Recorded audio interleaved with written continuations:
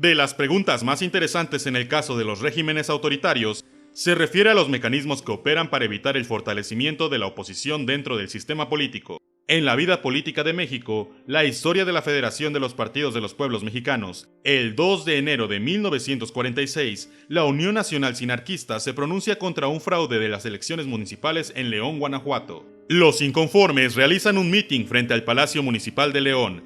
Pasadas las 9 de la noche, un apagón precede al inicio de las descargas de fusiles y ametralladoras sobre los manifestantes. Se habla de decenas de muertos y heridos, en su mayoría obreros. El episodio nunca es esclarecido, ni se ejerce presión penal contra los responsables. Una explosión de guerrilleros surgió al inicio de los años 50 en el marco de las movilizaciones en los sectores magisteriales. Ferrocarrileros, médicos, campesinos en demandas de tierras y estudiantes universitarios. Aquellos que se vieron involucrados en la represión encontraron como única vía de lucha el uso de armas. La Embajada de Estados Unidos registró 53 vueltas estudiantiles entre 1963 y 1968. De ellas, 23 fueron motivadas por las causas de la propia escuela, 8 incorporaban problemas locales, 6 se inspiraban en causas internacionales, y 4 sostenían demandas relacionadas con el autoritarismo del sistema de control político. Una constante en las protestas fue la brutalidad policíaca, con la que fueron reprimidas. Pese a lo limitado de su alcance, el gobierno exhibió una actitud excepcionalmente rígida hacia ellas. El 23 de septiembre de 1965 se realizó el asalto al cuartel de Ciudad Madera, Chihuahua.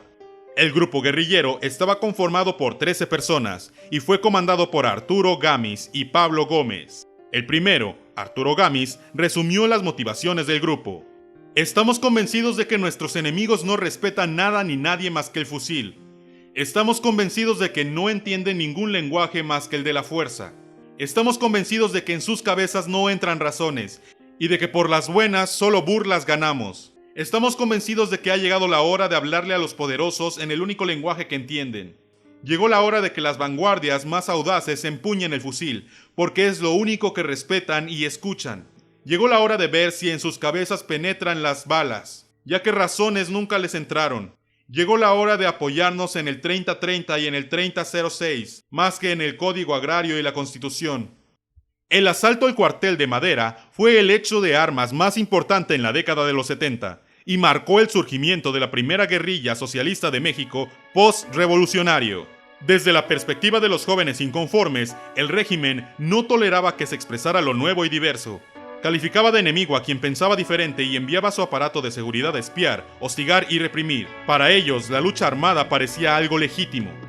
El movimiento estudiantil de 1968 es un parteaguas en la historia nacional.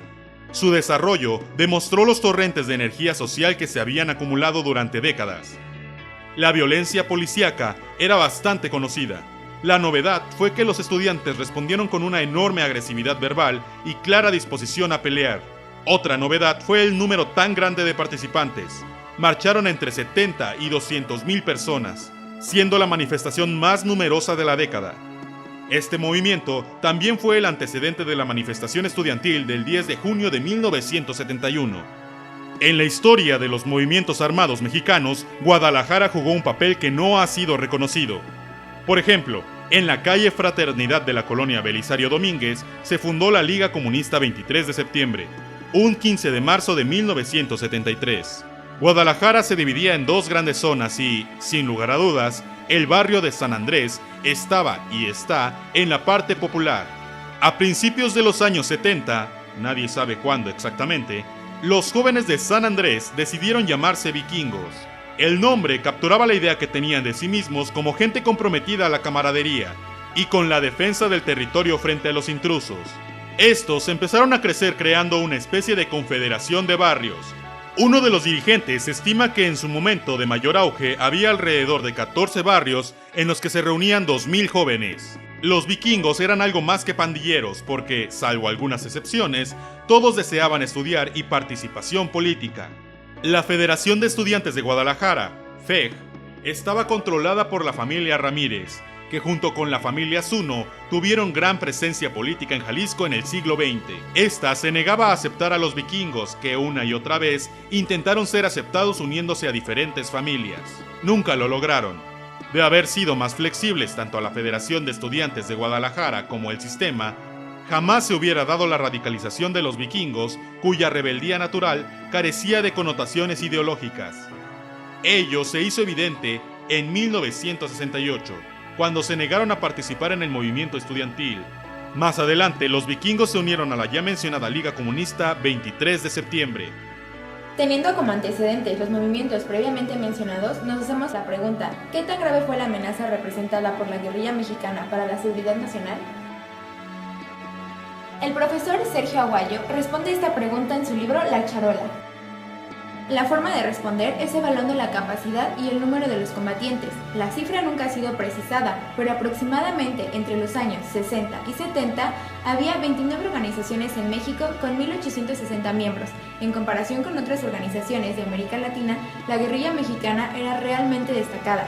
Su peligrosidad, sin embargo, era menos debido a que estaba dispersa en 29 grupos, al nulo reconocimiento que recibió de los revolucionarios del mundo y a lo desigual de su preparación.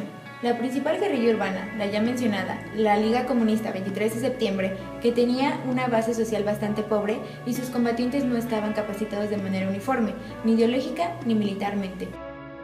Podemos ver que la guerrilla no representaba una amenaza realmente peligrosa, sin embargo, fue tratada como un problema grave de seguridad nacional. Ahora la pregunta es, ¿por qué fue tratada así? Los gobiernos mexicanos siempre han contado con servicios de inteligencia, que se encarga de obtener datos de fuentes abiertas o encubiertas. Una división fundamental es la que está encargada de analizar y procesar la información. Otra función es evitar que los enemigos de la seguridad nacional accedan a información vital. En 1918 se creó en nuestro país bajo el nombre de Departamento Confidencial. Desde el primer momento fueron una policía política. Su tarea era cumplir órdenes sin que importara la legalidad o moralidad de los métodos empleados, sobre los cuales preferían no enterarse los gobernantes, a quienes solo les importaban los resultados.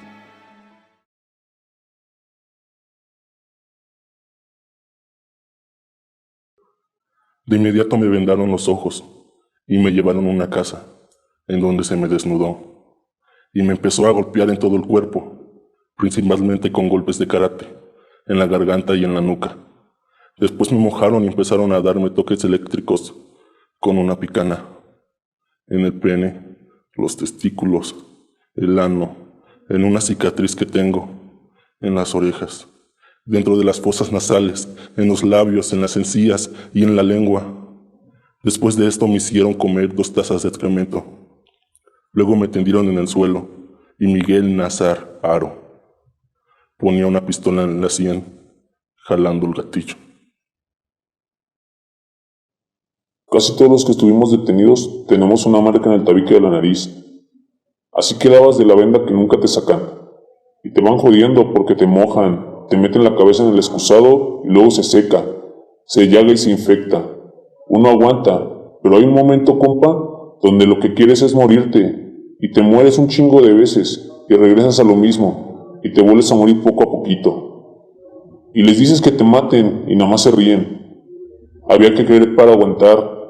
Lo que sabe cada quien, entre ellos de repente te encontrabas con alguno que te alivianaba, a lo mejor porque le daba lástima. Además de proteger al presidente, hacían investigación sobre asuntos de importancia. Como no existían criterios explícitos para definir lo que era una amenaza a la seguridad, siempre dependió del presidente, del secretario de Gobernación o del mismo director de la DFS armar la agenda de seguridad.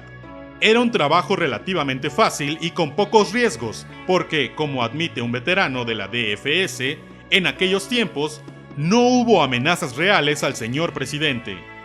En muchas de las ocasiones, la DFS debió sus éxitos en la infiltración a la ingenuidad de los opositores.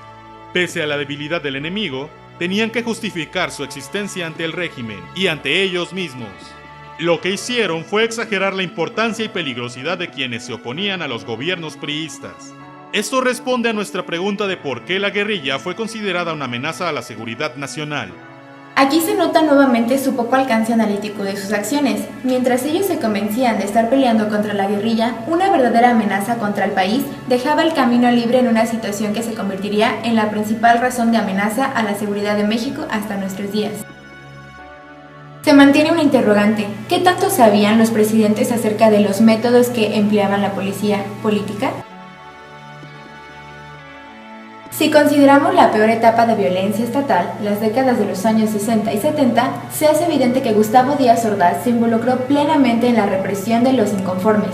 Como ejemplo está el 2 de octubre de 1968, cuando envió a oficiales del Estado Mayor a disparar contra la multitud, sobre lo cual asumió abiertamente su responsabilidad. Luis Echeverría también participó activamente. Recordemos la agresión a estudiantes el 10 de junio de 1971, pero cada vez que ha sido cuestionado sobre el tema, se ha escabullido con respuestas evasivas. José López Portillo prefirió no enterarse de lo que estaba haciendo con los opositores, y todavía ahora exhibe su frivolidad bajo el decrépito barniz de un lenguaje humanista. La conclusión es simple citando a Sergio Aguayo Quesada. Necesitamos un órgano de inteligencia que piense en la seguridad de la nación. No podemos tolerar que siga siendo un coto aislado que actúa sin que nadie lo supervise. Para mantener y mejorar el profesionalismo y para darle la legitimidad que le hace falta, el CISEN y el resto de las agencias de inteligencia deben ser permanente y obsesivamente vigiladas por el Congreso y la sociedad.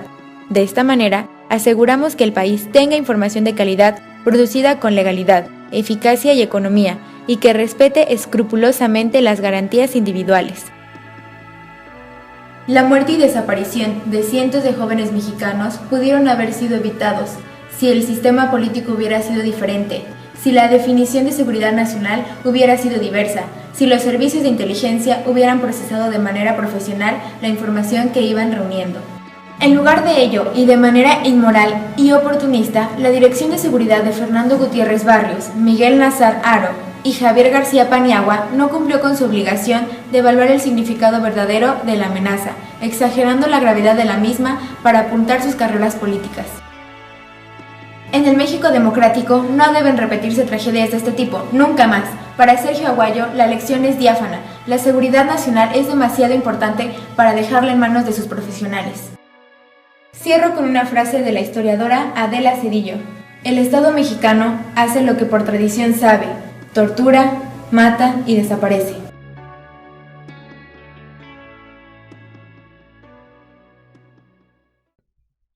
La guerra sucia.